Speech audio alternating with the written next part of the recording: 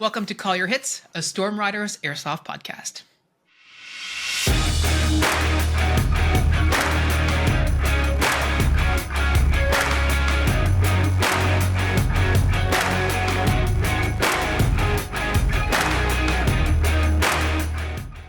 Thanks for joining us, everyone. Today, Pat and I are going to do our end of season retrospective. At time of recording, it is the middle of November. The Airsoft season for us, the outdoor season anyway, is quickly coming to a close. You probably have maybe a handful of games left in the season. The midweek evening games are completely off now outdoors because it's dark by like 2:00 in the afternoon, it feels like. So it's like there's no available light. If you watch the light behind Phil, it will get darker as we record this podcast. Yeah, absolutely. And so the outdoor, we've talked about this several times, with the outdoor field, the way that our winters go, for the first little while, it is still cold. And cold is not necessarily a bad thing for playing airsoft. However, we do get a fair amount of moisture in Newfoundland, like humidity from rain and like fog and drizzle and stuff. And what tends to happen is it will freeze on the field. And the way that field is, it becomes really treacherous. It's very easy to slip and fall. And so very quickly, we just decide not to play out there. Because I'm pretty sure Phil has a video clip of me from like not last season, the season before, just like absolutely eating it because I slipped on the ice. Yeah, absolutely. And I mean, we've all been there, like lots of near misses. And like it's really lucky that like I didn't damage myself in a long lasting or serious way, or like break any of my gear. That's what I was going to say. Like, damaging yourself is one part. And like, especially for the younger audience who's listening, they'll be like, oh, I don't care, I'm invincible, which, okay, fair enough. But like your replicas and stuff are absolutely not. And as it gets colder, plastic gets brittle. It becomes, easier to damage your stuff. So overall, we find winter play is not really for us. We've done it a fair amount. We used to do one event called Battle for Stalingrad, which was, in March around St. Patrick's Day, or like middle of March. There's always snow. It was always cold. Like waist deep snow, and we're in a bog anyway. Like it's.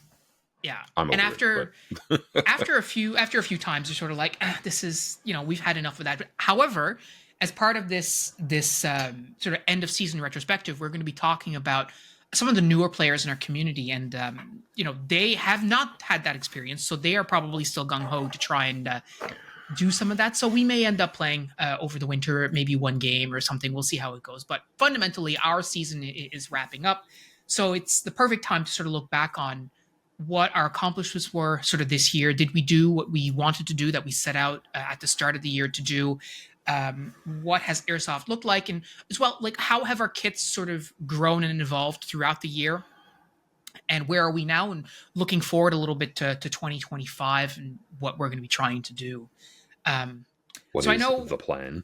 Yeah, exactly. And I know, so Pat, one of the big accomplishments for you this year is just finally getting your 249 up and running. Man, it lives. It's great. Yeah, and actually playing an event that we hosted at the start of the year. Like, that's how you started this year. Yeah, I mean, I got a couple of like small games in before then, which mostly looked like testing the LMG, if I'm being completely honest. Mm-hmm. And yeah, like getting to play, I mean, we've already got an episode about this, but getting to play a long game with an LMG in a context where people weren't allowed to use full auto to shoot back and had to sort of deal with the advantages the thing actually gives you is bananas. Yeah. I really have no regrets about like the time and effort and energy put in. It's pretty fun. And like, I mean, I learned a whole lot about HPA engines and about how to install Polar Star HPA engines and stuff. So, really happy with the outcome. Like the gun performs extremely well. It does everything I wanted it to do. Like, it is genuinely one of those, like, no, this just is exactly what I wanted it to be. So now I need to go find another terrible project. Yeah, but you know what? Let's not. Let's not be an Airsoft terrible project. Yeah, I was going to say, let's not try and speed run your LMG for a second, because I do think that thing is hot, man. Like, it's great. And in the context, and I, of course, I wasn't playing these events. I was only on the sidelines. But there absolutely is something that means you got to hear the people screaming. Well, yeah, and this is, or the LMG screaming, right? Like, there's this like. Just this thing where, you're hearing like Airsoft, like BBs going, like Airsoft replicas going off, and you're hearing all these single shots like crack, crack, crack, crack, crack. just sort of sparse intermingled, and then suddenly you just hear another gun that's just like quack, quack, quack, quack, quack, quack, quack, just like absolutely just laying hate down, and like And the it's a slower rate of different fire vibe. definitely gives the audience at the other end time to appreciate it too. Yeah. Yeah. And it's awesome. It's an awesome thing. And I am really glad that we went the direction that we did this year in our events to make sure that we had those replica classes that you had to fall into to limit this replicas to semi-auto so that, the full auto replicas could have their moment to shine, because that's very cool. I think I'm just really chuffed. I think overall, like the way, having seen yours and then having had the experience at Iron Horse of like doing a building assault when a saw gunner was up and putting hate down and stuff, like that's a cool experience. Like, not taking anything away from the fact that it's extremely effective, and there's probably a reason why they do this in real life, right? I Yeah, don't know. I'm not an expert, but like it increases the immersion for other players to be in a situation where you're like, man, I really need some like suppressive fire right now, and then off to your 5 o'clock or like 3 o'clock or wherever, you just hear that hate coming in, you're like, okay, good, I can do the yes. thing that I I really need wanted to I do. really need some suppressive fire. Oh, there it Yeah. is. Yeah. And like I think you know I think one of the coolest things about this season for me has been how much um, players here have been really super stoked about elements like, oh yeah, hey, we would really like you guys to do stuff and keep the weapon classes in. People Yeah. really liked that. Um, people engaged with it and sort of went to town, and that was a little unexpected. Like I've definitely been, we've said this before, but like I'm the conservative voice about planning. I'm the like, is this going to work? Hmm. And like not, I hope too much in a negative like way. I'm not like shitting on cool ideas. It's just a like, do we have the mechanism to support that? Do we have the community with play race? And yeah, I guess after this season, fully, yep, Yeah, like absolutely. 10 out of 10. So um, it's a simultaneously a like, oh yeah, I built this LMG, and like I built it because I wanted to see if I could build one that did the things that they're supposed to be capable of when you finish building them out. And that's a win. But like going from, okay, so like now I have this cool thing that I'm going to use at weekend games, and that's about it. Like it's not really going to make that much of a difference. When I'm running my M27 at sort of rifleman velocities, I have auto available. Hmm. um, I will say, like, even in that context, the giant box mag definitely means that, like, yeah, we're playing a random weekend. Yeah, I'm going to shoot a lot. Yeah. And I'm going to shoot a lot. And one of the things that I definitely appreciate after having run it this season is that, like, it definitely changes the gameplay approach and like my functionality. Like I definitely need to be further up. I need to be more mobile a little bit because I need to get where I'm supposed to be in order to provide effective cover fire in that way. But like it's also just a different way of playing, and it's really fun. Yeah.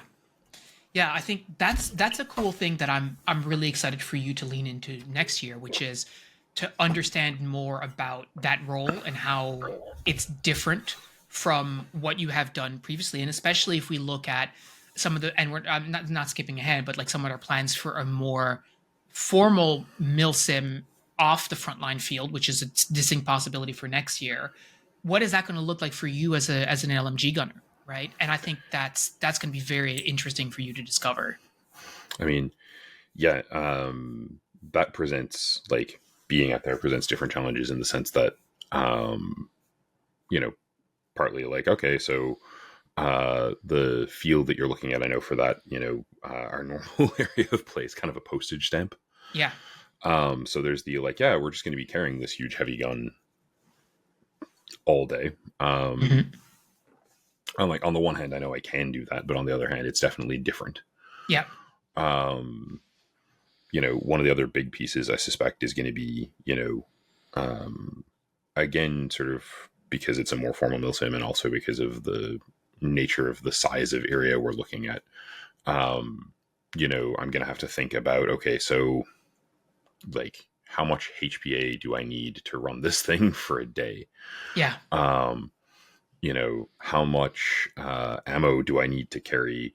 Um, if we're going to have an FOB, where is it going to be? How far away from it am I going to be with stuff? I mean, frankly, like our season opener, um, I didn't carry any water because I assumed that I'd be dying a lot, Yeah. and I didn't. And like, cool that I didn't die a lot. Cool that I was sort of like in a position where just I prevented people from doing things and was an effective, player and an effective resource for my team. Problematic a little in that, like, not having water for a 5-hour game is like mildly irritating. Yeah.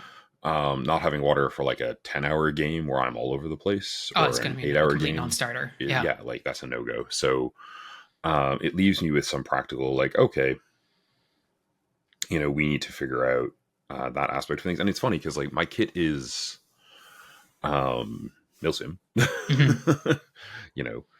It always has been. Like, I'm not, and I never have been, running like a Speedsoft kit, and I'm not likely to. No offense to the Speedsoft people, it's just like not my vibe. Yeah. um, as previously discussed, I'm more likely to go do something like weird and old fashioned and not as practical Yeah. than to go in the other direction. Because like if you're playing Speedsoft fields and like indoor stuff, those setups make sense to me. So like I have this sort of thing where I'm like, okay, and maybe I need to tinker with some of my setup a bit. Oh, you definitely will. Yeah. And like especially for an 8-hour or whatever game where we're not like at Frontline's field. The requirements change. Like what I need to have on me and what I'm going to need to be carrying is going to be very different. Yeah, and I think that's sort of normal because if you think about the way that we've played Airsoft for the last, I mean, I'm going to say like, what, 6 years at the very least, 8 years probably, closer. Yeah, definitely. Since we stopped playing regularly at Redcliffe, yeah, so we changes. transitioned from Redcliffe to Frontline, and when that happened, our kit started to change to adapt to the Frontline. Although we at Redcliffe, I would probably argue today that my kit at Frontline would work fine at Redcliffe for the kinds of games that we were doing. But let's regardless. Now, if you look at, I mean, Chris came back for Op Phantom Shield, and he ran my chest rig and he ran all that stuff.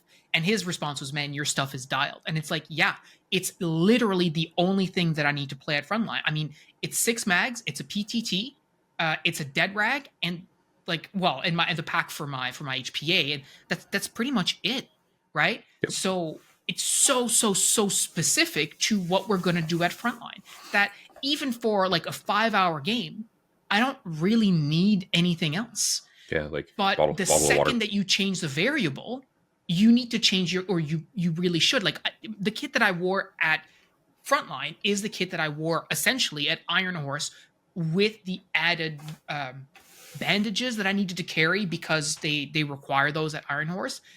If you want to get medic. I mean, if you don't want to get medic, that's up to you. But like, if you want to get medic, you have to have the bandages. They have to be in a place on your kit. And then everything else was essentially the same because as much as, Iron Horse was amazing, etc., it really was just like a big skirmish where you're going back to FOB and doing all this kind of stuff. I did have a hydration carrier on me there because it was hot as balls. Yeah, it's a million degrees. Like. Yeah, you need the water, otherwise you're just going to perish, quite literally, possibly. So that was the only variation. Everything else was exactly the same. Yeah, heat casualty means I need to take like 10 minutes in the shade. Their heat casualty is like, all right, I'm off to the hospital. Yeah, or like to their area that they had for heat cats and stuff, of which 28 players on cost heat cat, but that's another conversation. But for us, like if I'm thinking about like talking to Nick and and his experience at Milsim West Salsk, or talking to Sam, or not Salsk, excuse me, Volga Flank, or talking to Sam about his experience at Kalmnik Offensive or whatever, like the kinds of kits that those guys, or even Jordan at Midsummer Nightmare, like the kinds of kits that you have to wear for those that require sustainment for long periods of time, etc.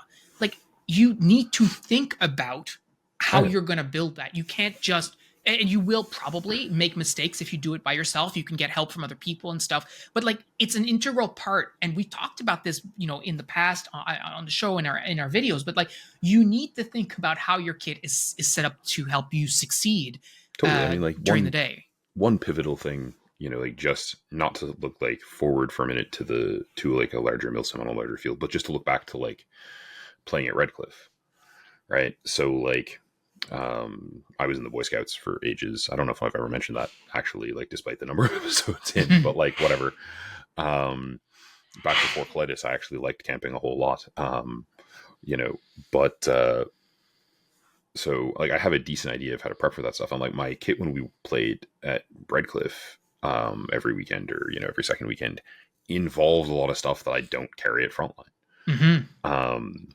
You know, ranging from like the extremely practical, you know, Pat will, as it turns out, use the washroom in the woods, but bring TP hand sanitizer. Like these are mission critical things. um, and I don't really need that at Frontline because they have a bathroom. Yeah. Right? Like it's not a nice bathroom particularly, but it's a bathroom. Yeah. We like you, the flush toilet. What can you do? So there's that sort of practical stuff. And then, I carried, I bought combat knives for this. I, used to carry a hunting knife when I was doing camping in Boy Scouts. There's really not that much difference between one kind of caber and another, like ultimately. So I have a couple of sizes of knife that have been on my kit over the years, and I just don't wear any of them at Frontline because they're completely useless there. Like the multi-tool is the only knife I've ever needed there, and mostly that's for like, like cutting a cord or like opening something. Yeah, like using a screwdriver. Yeah, like the knife's the least useful part of that tool there. Yeah, exactly. Almost all of the time. Whereas, like Upper Redcliffe, like having a knife is often useful just to like, cut some scrim, to having the tools with you. The knife is part of these tools for making a little fire, because we were playing on a cliff above the North Atlantic often in November, and it get like Frontline, if we went out next weekend, would be chilly. Like wear your sweater. Redcliffe in the same conditions as like wear your long underwear and like dress in layers. Yeah, it's wind blown and everything else. Yeah. So the practical carry changes a whole lot. Like what my belt setup looks like probably would need to change a whole lot for that. And that's definitely a like, ideally, if I'm being smart, Pat, we all know at this point that I'm not always, if I'm being smart, Pat, that probably looks like okay, so over the winter, think about what you want to have on that secondary line or primary line rather, and like figure out, okay, so, do I need to carry a combat knife at Frontline? No, absolutely. Am I going to want a knife if we're playing like a longer game out somewhere, a little more in nature? Yeah, yeah, for sure. Yeah, exactly. Is anyone going to be bothered by me carrying it at Frontline? Doubt it. Like, well, you wouldn't be the only one, for one thing. Yeah, exactly. Right. Like, yeah. So toss that back on the kit. Why? Because, to appropriate the old idiom, train how you fight, right? Like if I'm going to be playing a game with the kit, I need to get used to having things where they are. Yeah. I definitely agree with that. I think that, like if you are preparing for something else, then it makes a lot of sense to wear the stuff that you are going to be wearing for that something else while you're preparing for that. Right? Like if you are just loading yourself up with additional kit just for the hell of it, well, I mean, it's probably not the best. If you're doing an impression, fill your boots. But like if you're just doing it because, oh, like I used to wear training plates for literally no reason, like that's not the smartest thing. But if you're training, right, I think if you're preparing for something, it's no different than like, for me, like for running, if my big race starts at 9 o'clock in the morning, I should do runs at 9 o'clock in the morning, even though I don't have to, because that way I get used to it, right? Yeah. It's the same reason why I spent time in a sauna before going to Iron Horse, because I was going to be in a literal sauna when I was down there, so I might as well get used to And it, right? Like, you and weren't getting 40 degrees anywhere else here. Like, well, let alone 65, but that's another oof, conversation. Jesus. Regardless, I think to your point, like, yeah, like when so next season, not to fast forward, but next season, I'm going to be tailoring a more like long-term sustainment kit built around a flick, all this kind of stuff. And I'm going to wear that at frontline, not because it's good for frontline, but because it's good for me. Like, I need to get accustomed to that. And But like, yeah, one of the things that I really wanted to come back to is this, like, the events that we ran this year. And like, we started the year, the season opener was Op Touchdown, right? And the whole purpose of that Op was to create a game that was just nonstop combat with nothing else. That's shoot the as much as only possible. exactly, like, that's the only thing that mattered, because our mindset going into this one was, okay, does the community actually care about objective based stuff? Do they actually care about role playing? Do they care about other stuff? Or are they just here for the Plasto Blasto and that's the only thing they want to do? Yep. And the And the data was, response, you know, yeah, I I'm gonna honestly say a little surprising, like in a positive way, mm-hmm. you know, because there was sort of this like, how much do they care about the work we're putting in to try to like, you know, role playing game up this Yeah, stuff and to give them, you know, simulationist objectives or like at least objectives that aren't, you know, shoot the other team, and you know, the feedback forms and stuff are really useful and they're really great, but there is sort of a like, well, let's practically test it. Let's just give them one thing and see what they do with it. yeah, And the feedback was pretty universally, we miss the role playing and the objectives, give them back. So yeah. Yeah, and I was surprised, to be honest. Like, I thought our community was in a place where they're like, you know what, they're just here to shoot plastic. They don't really care. And it me too. turns out that they actually do care. Like, it's not that they didn't want the gunplay, but it's like, you're showing up for an op, you do want more than that, right? And so that was really great, which then allowed us to move into our midsummer op, which is like a mini op, where we really leaned into, okay, what other ways can we do objectives on the field? Which is where, for that one, our objective, my objective, because that's the one that you played, Pat, was to test out, like, okay, the whole gameplay is surrounding, you have to locate hidden caches on the field. And they're Which was very cool. well hidden. And our player is going to be resourceful enough to actually look and find them.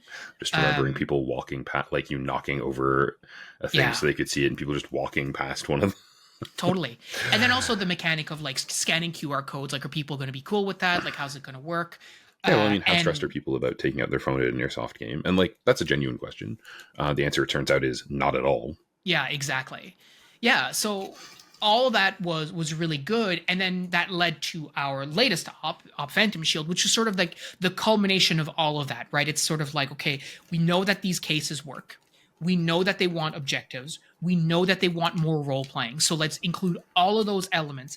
And then let's layer on, just to see if this is going to work, let's layer on the milsim elements. And this was after me coming back from Iron Horse and having experienced sort of the milsim of American milsim, which, you know, people might say, oh, it's not hardcore milsim, whatever. Like, there is no set standard for what milsim is or is not. There is no global body that enforces whether something is like properly called milsim. Like, just leave it alone. But regardless, they have their milsim elements that includes op ords and startx and index and all these terms and these structures. So they're like, cool, we'll see if the community has an appetite for it.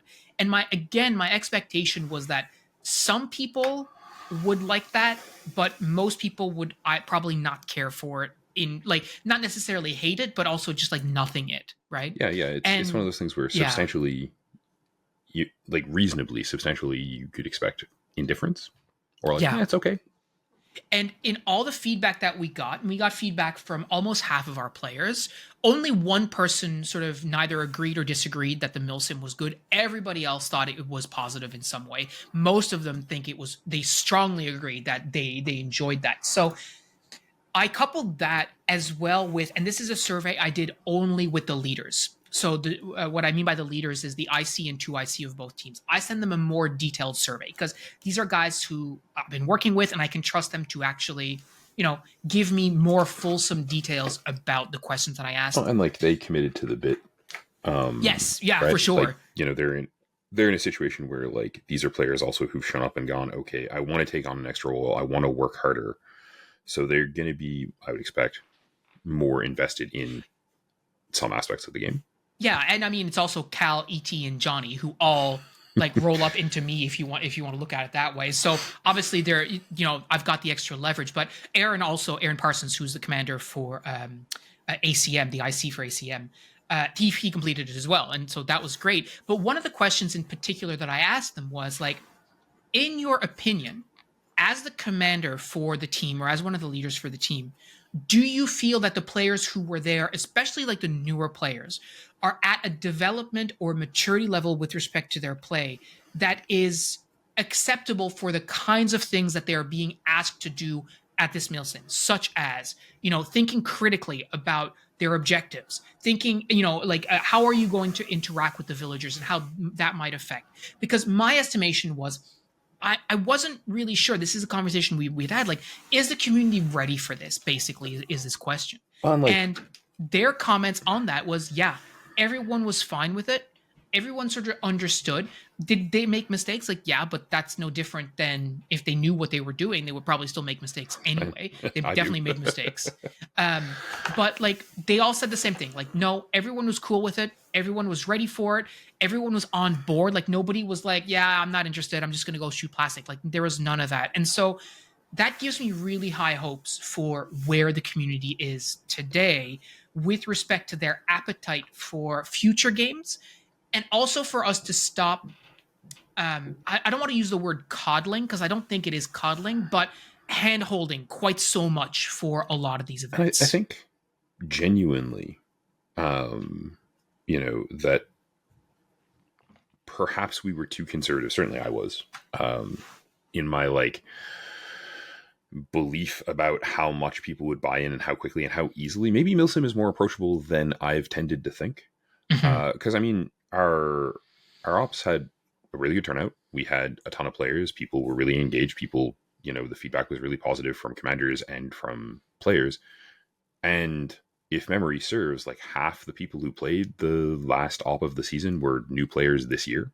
Yes, yeah, we'll So talk about like that in a second. maybe you But don't yeah, need to play for 2 years to do a milsim. yeah, it's definitely a big part of how you approach these events is the structure that you have around you, right?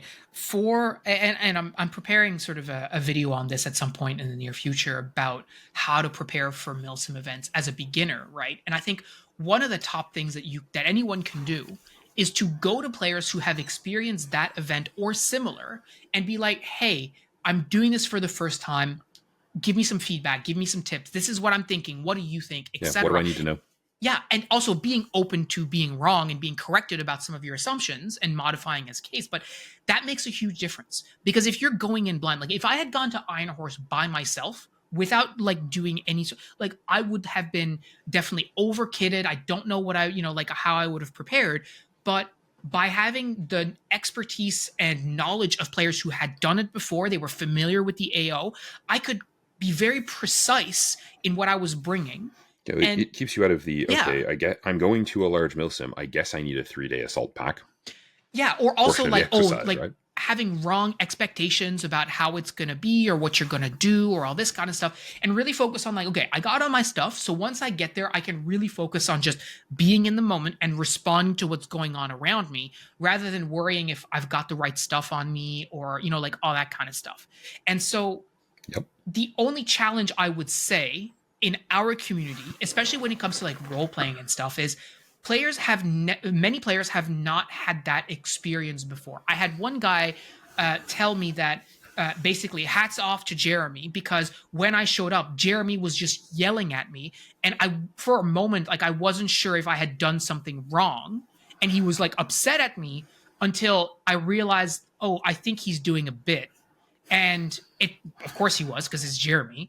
Yeah. But more importantly, this player had never experienced that before. It's like the example I've given, the story I've told many times before of the first last refuge, where some kids tried to go around the bear and I grabbed my replica and I put it in their face and started screaming French at them. And they just like went deer in headlights, because in their minds, like they've never had that experience before, so they don't know that it's part of the game.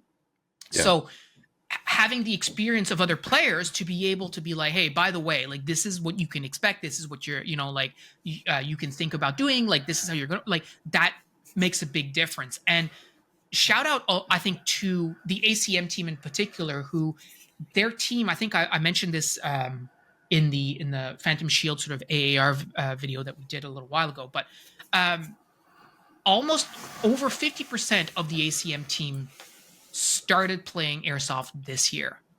And they are part of Wicked. a brand new team that was formed in St. John's called Terra, a Terra, which is, I think, a thing from Tarkov? Escape from Tarkov. Yeah, something like that. Yeah, Anyways, Kirby was giving me stuff to read about it so that I could look less illiterate. gotcha. I don't know anything about them, but these guys, they're a huge team. There's like, I think maybe 20 of them. And they all, I think most of them, if not all of them, started playing Airsoft this year. Wicked. They played together all the time. Over the summer, they were at every single open game on Thursday nights. They hit the Saturday open when they could. They're still going up to Red Cliff, and they're playing Airsoft at Red Cliff. They have their own protocols and stuff like that. And they've invited us to come play, and I'm curious to go check it out at some point with them. But a huge shout out to them, because these are guys who went from never playing Airsoft before to being pretty squared away, if not like with their kits or whatever else, which many of them are, but they're just on it, man. Like they coordinate, they talk, they work together, they sort of think strategically, but they don't rush into anything, and they're really good sports, right? We have had Awesome. situations in our community before where, like some teams don't get along with other teams, etc., which kind of, or like some teams don't want to do certain things, and it's like, okay, well, I mean, you self-select. But our community is so small that anytime certain teams don't want to play with other teams or don't want to play certain types of games, it just makes it just the games are going to be smaller, right? Yeah, And it's the really Terra guys, not ideal. yeah, exactly. And the Terra guys are like, yeah, we'll do whatever, man.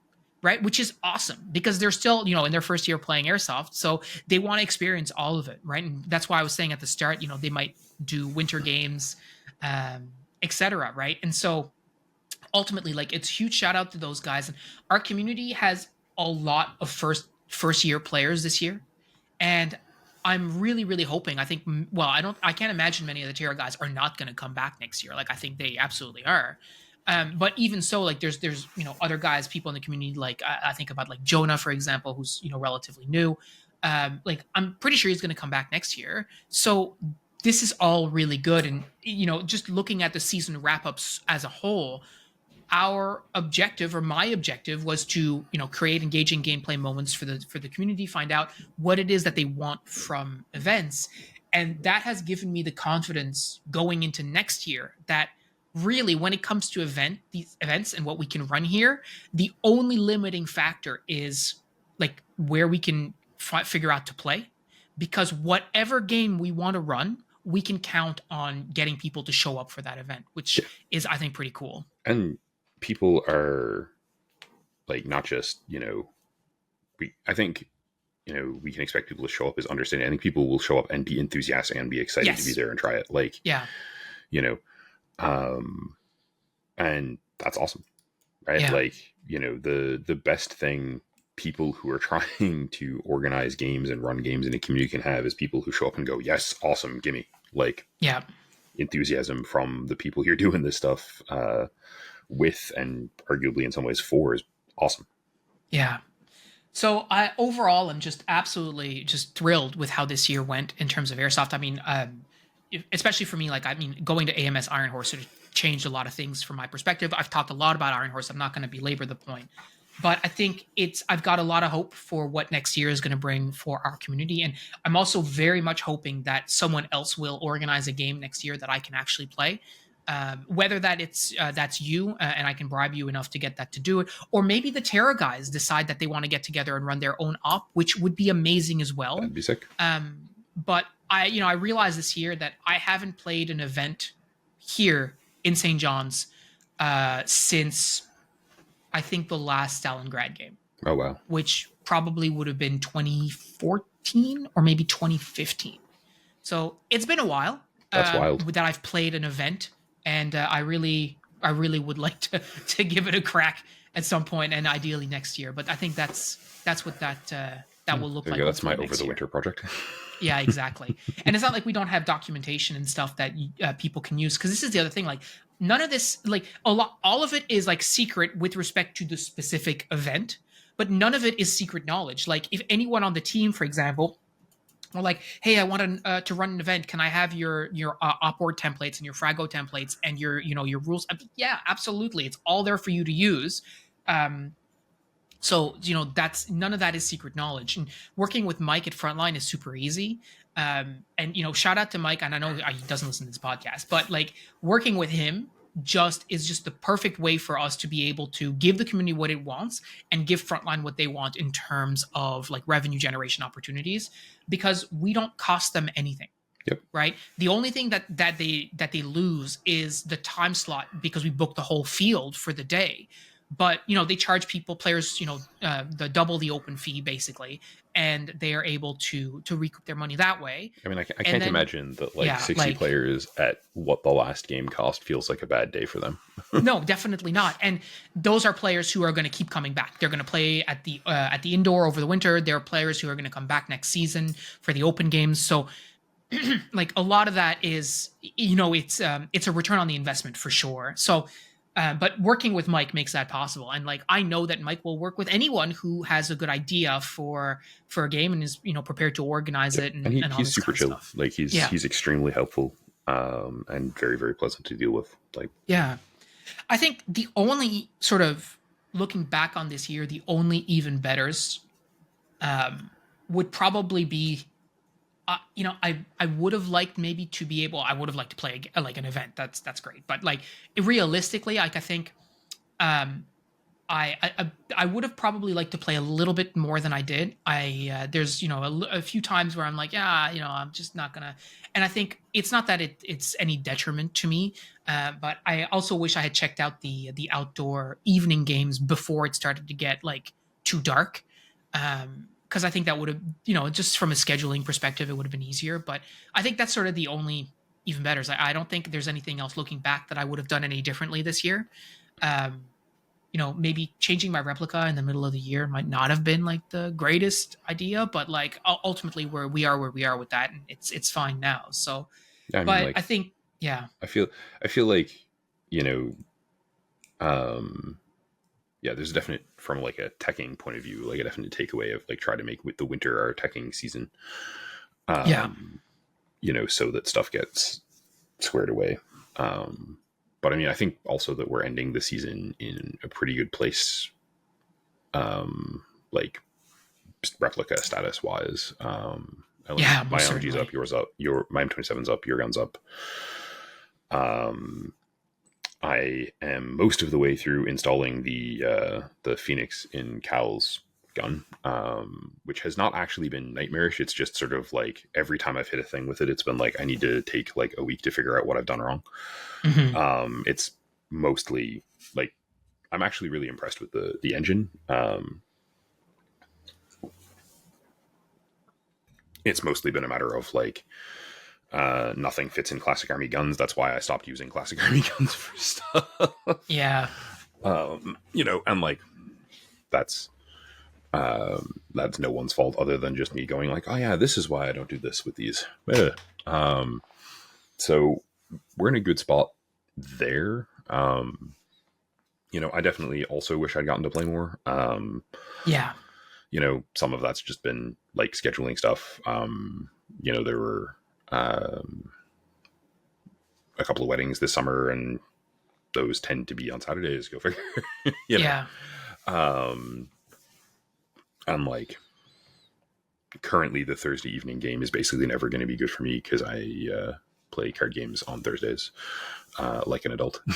mhm. um, Yeah. you know, I think I saw you out maybe 3 times this year, maybe yeah, and I four. played a couple of times without you. Hmm. So I think I hit 5, but like definitely not as good as I would have liked. Um, and like some of that's the colitis is not necessarily cooperative, right? Some days you wake up and it's like, no, you're not going there. Yeah, yeah, But I don't really like. I would have liked to get a couple of more games in, particularly in like October and November. But just the weather coupled with my like when I had free time to go play Airsoft, the weather sucked, and when I didn't have time to go play Airsoft, the weather was great. Yeah.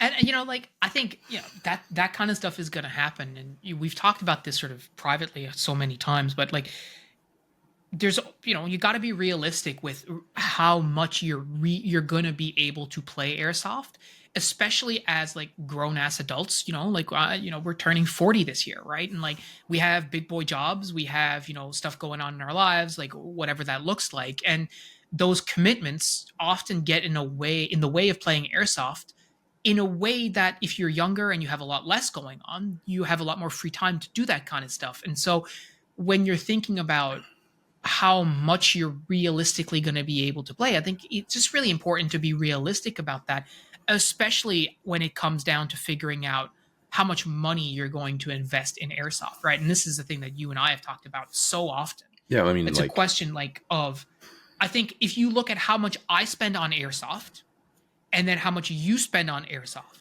and then we look at how much I play versus how much you play, I think it's really interesting that there's a negative correlation, right? yeah, I play very frequently and I'm super cheap. Like I the only thing I really buy is BBs or as little as possible. I don't have projects, etc. And on the flip side, you spend a lot more and you have lots of projects and you play, a lot less than I do, right?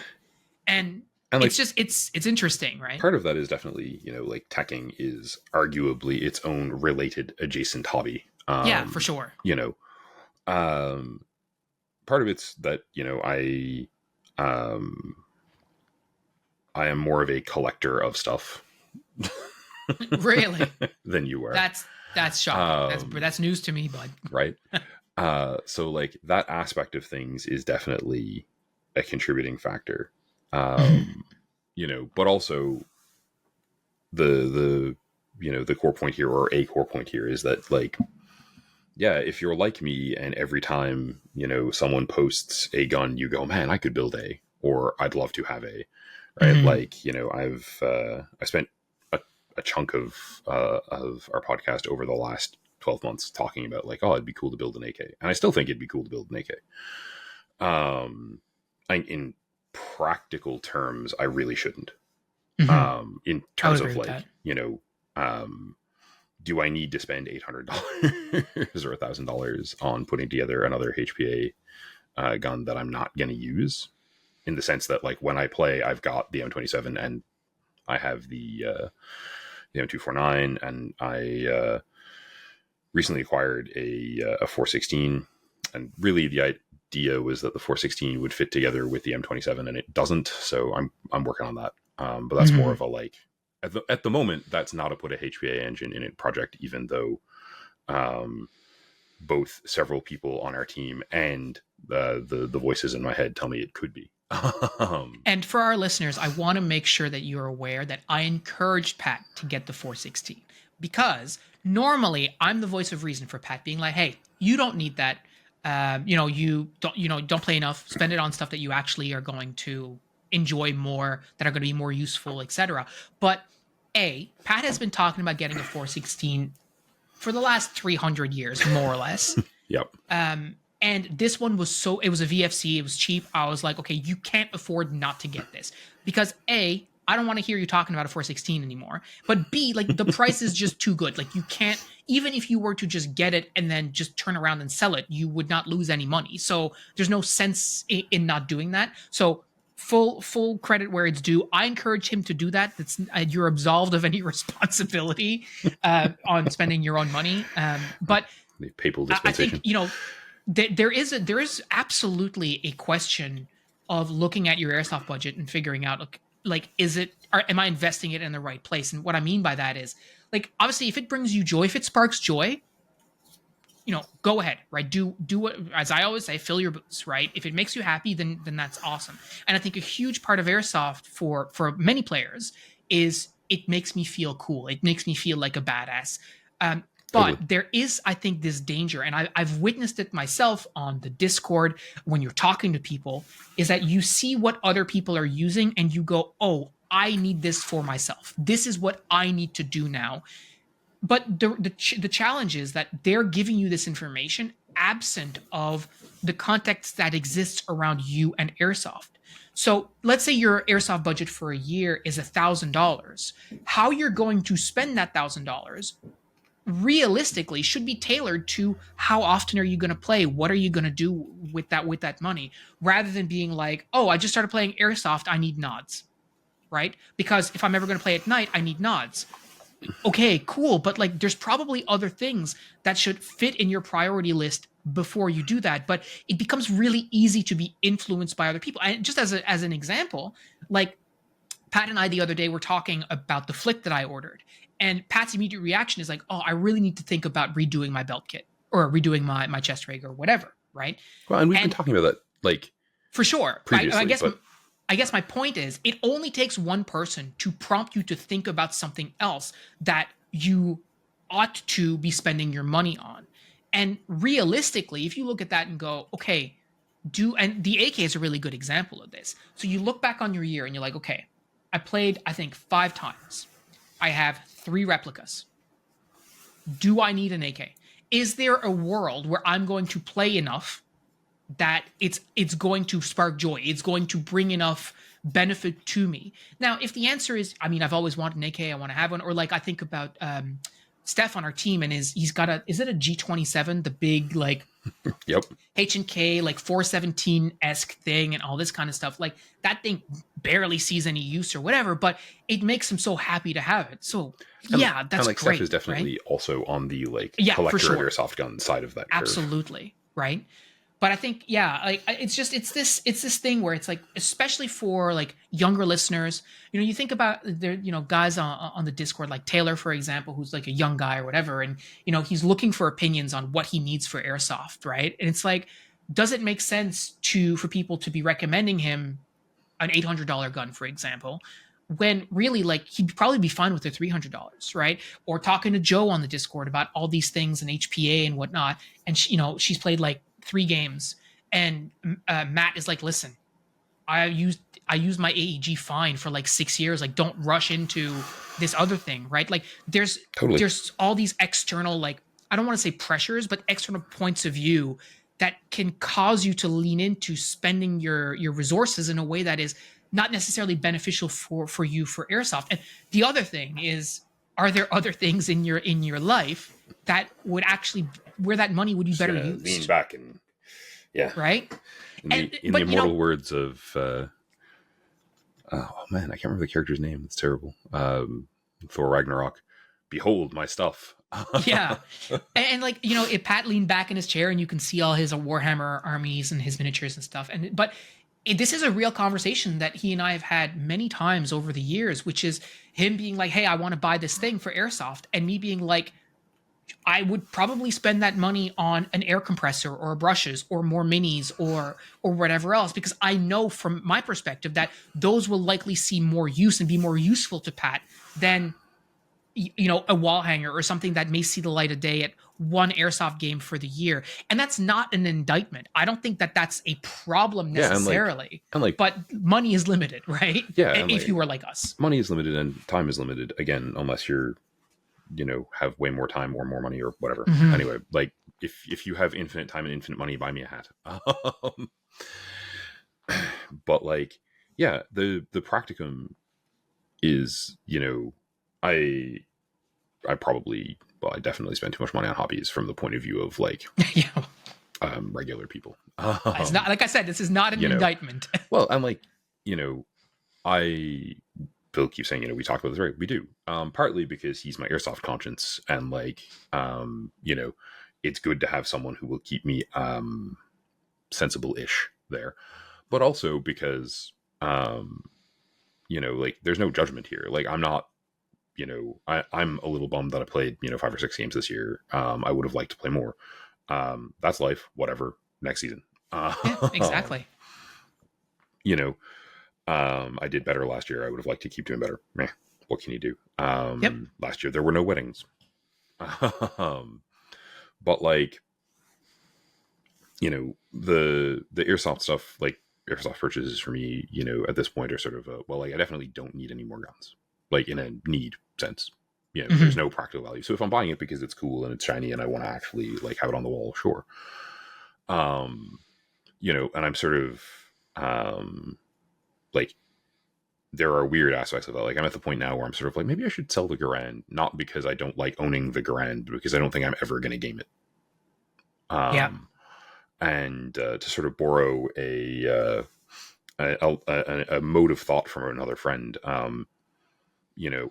I've had it, I've enjoyed it. It can go to someone else and they can have it and enjoy it. Yeah, and this is a great way of looking at it. You know, Yeah, your World War II U.S. infantry kit, I don't think is ever going to happen. I mean, like practically speaking, I bought a bunch of pieces of it. They're really cool. I'm way more, to be honest, like I'm not terribly likely to buy the $400 boots that are the completion piece for it. Um, my the amount of $400 is I have definitely feels less than it did at the time, but also like in terms of gaming it, no. Yeah. Yeah. And like it's super cool. I learned a lot out of doing it. I enjoy the bits and pieces of it that I have. I'm probably going to keep the fabric pieces of the kit and the webbing and stuff. They're cool. And to be honest, I use them in teaching. Because bringing living history stuff to a classroom is really awesome. Won't get too far into that, but like, Yeah. but the Garand itself, like it's, if someone out there locally, especially is interested in a Garand, like, and I'm not using this as a sales platform, then it's a thing I'd think about doing. And maybe I'll post it. We'll see.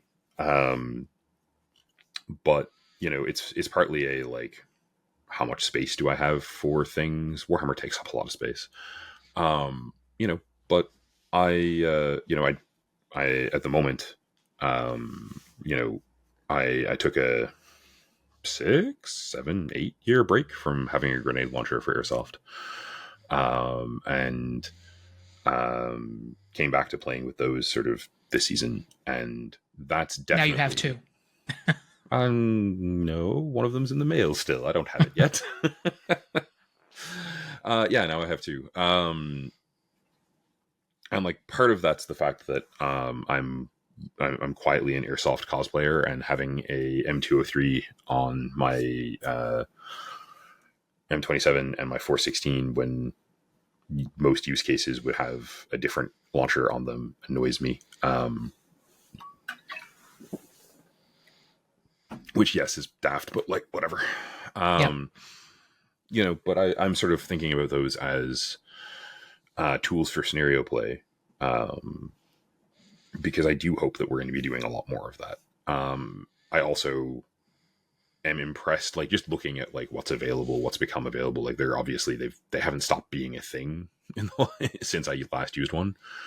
But I sort of was like, well, aside from tag-in stuff, they've sort of, I guess no one's really doing anything cool with them. And there's a bunch of neat stuff that didn't exist previously out there now. Yeah. Those hive grenades that we were talking about Yeah, seem like very, very cool. yeah, and not that I'm gonna buy a third grenade launcher, but those grenades are made by Ace Tech, who do like a bunch of tracers and stuff, and so they have a grenade launcher that has a tracer unit built in, so that you get like a big belch of light into the smoke. I'm like, practical. I definitely do not need that. I'm not going to buy it, but it looks really cool. Yeah. Like if you played a lot of indoor or a lot of night games, I could definitely see the appeal. I'll put it that way. Mhm. But yeah, like there's a practical thing there, So like when I was saying to Phil, literally this morning, like I need to tinker with some of the aspects of my chest rig. I definitely don't mean I'm going to buy a new one. I am unreservedly satisfied with and happy with that. I just mean that like I've currently got it set up to carry 11 mags, and I've sort of come to the conclusion that like my old metal mid caps are pretty shoddy, and I don't have 11 good mags. So like, Guys, I'm just gonna ask you, what's the over under on Pat actually figuring out he needs to buy new pouches when he starts reorganizing his chest rig? If you know what the over under is, just put it in the comments. I'll take bets on it. Fair, but I mean, I do need pouches for grenades. Does that count? Like, I'll give you a pass on that one okay. because just because the whole reason that I'm looking at a flick as well is because I have a grenade launcher, which I took a 18-year break of owning a grenade launcher in Airsoft, which is I've never had one. And this one sort of fell into my lap. And so I was like, okay, cool. Between that and all the stuff that happened with the flamingo grenades, and my law being cool but completely useless when it comes to being an actual launcher, I was like, okay, well, this is the perfect opportunity to start thinking about these grenades. So I was able to get one and hop up and just see what's going to happen with that. And yeah, like the interesting thing there is, so like, because I enjoy, and like, again, not in a like mean or I guess maybe a little bit teasing way, but like, for a really long time, Phil wasn't super into LMGs. And I think part of that was that Phil is a very practical airsofter, and that all of the LMGs he'd seen or used were garbage. Like, I genuinely believe that's a big part of it. And then, he went Iron Horse and saw, oh man, like these things seem pretty good. And I think, like, okay, so enough tech changes, enough time passes, stuff adapts. When I sold my last grenade launcher for Airsoft, I was fully convinced it was junk. Like, just that it's a cool, super fun, love the damn things. They're amazing fun to play with, but they're jank. And now I'm a little less convinced. Like, I think some of the stuff that's available, and some of the like views on using grenades in Airsoft have changed. Yeah. Yeah, and the addition of like launchables is huge, like being able to fire chalk rounds or fire those like the flying flamingo, like with the slug on the, or not the slug, but like the foam on the end or whatever. The rubber ball. Like I'm excited. Like obviously I'm not looking at getting a tag-in launcher because those things are so expensive. But I think that it would be pretty cool to have some stuff that we can launch for scenario play, and also just use the BB showers in ways that we haven't used before. Like whenever we use them, we always thought about them as like just a shotgun, right? Like point at the enemy and fire. We've never tried indirect fire. Like, is there a way that we can utilize them so that we just arc BBs into a space, and that that I don't know, but like I'm excited to try, especially with like more reliable shells, and with different, like you mentioned, like technology changes. And you're right, like I had never seen good LMGs, nor had I ever played a game where everyone was semi-auto except for the LMGs. So that totally also makes a big difference. Totally right. But yeah, so that's the other thing. I think overall, I would describe 2024 for me and for our community in a bit, but as a real evolution of where we were in 2023 and where we're going now into 2025. My perspective on the games and what's possible in our community has changed. Partnerships with the Canadian Armed Forces, partnerships with Flamingo, and Andes, etc., have shifted my perspective into how valuable what we do is to others, not just to our community. And people want to attach themselves to that, which is great.